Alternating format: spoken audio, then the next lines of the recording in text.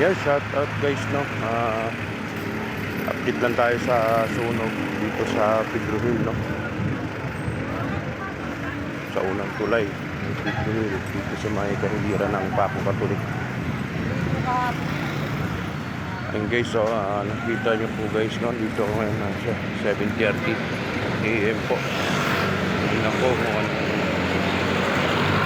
sitwasyon dyan sa sunog, no. Yan talagang dapang-dapa talaga yung ano, establishmento. Ayan guys, so yan yung kita po yung building guys, no. Napakalaking building, eskwelahan po ng Paco Katolik yan guys. Nadamay po yan guys, no. Sa awa ng Diyos, kaunti lang yung ano, napinsala sa Paco Katolik Church. And guys, so yun, yung mga bakal boys talagang lahat ng pwedeng pakinabangan guys na kalakal, no, talagang kinuha nila guys, no, kasi sayang naman din. Napakarami ako nakitang mga lakal boys, no. Ayun lahat, ang dami-dami nila. Tapos ayan guys, so ang dami, oh. Kaya pala napakaraming pumutok kagabi.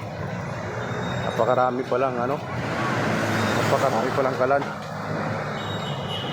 Napakarami palang kalan na sumabog, no. Mga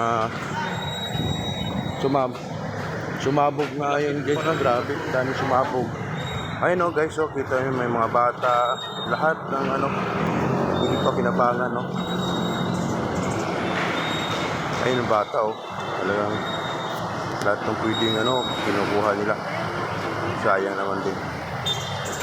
Grabe yung sunog, no. Talagang natupok lahat ng ano dito guys, no. Ay, may mga bulagos din, yun. Nag-update din sila sa sitwasyon dito sa sunog, no. Ayan guys, no. Talagang malaki ang pinsala ng dulot ng sunog kagabi.